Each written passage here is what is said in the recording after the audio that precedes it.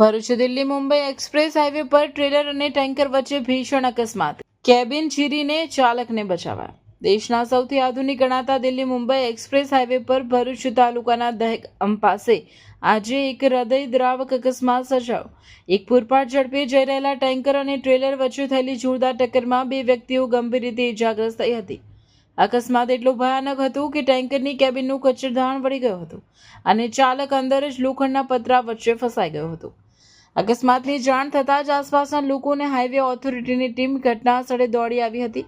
ટેન્કરના કેબિનમાં ફસાયેલા વ્યક્તિને બહાર કાઢવો અત્યંત મુશ્કેલ હતું, જેના કારણે તાત્કાલિક ગેસ કટર અને હાઇડ્રોલિક સાધનો મંગાવવામાં આવ્યા હતા।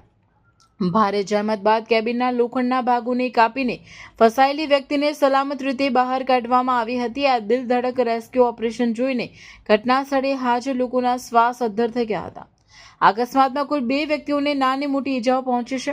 ઈજાગ્રસ્તોને તાત્કાલિક 108 એમ્બ્યુલન્સ મારફતે નજીકની હોસ્પિટલમાં સારવાર અર્થે ખસેડવામાં આવ્યા છે। અકસ્માતને પગલે એક્સપ્રેસ હાઈવે પર થોડા સમય માટે ટ્રાફિક જામની સ્થિતિ સર્જાઈ હતી। જો કે પોલીસ અને હાઈવે પેટ્રોલિંગની ટીમે ક્રેન દ્વારા અકસ્માતગ્રસ્ત વાહનોને હટાવી રસ્તો ખુલ્લો કરાવ્યો હતો। હાલ પોલીસે આ મામલે અકસ્માતનો ગુનો નોંધી આગળની કાયદેસરની કાર્યવાહી હાથ ધરી છે।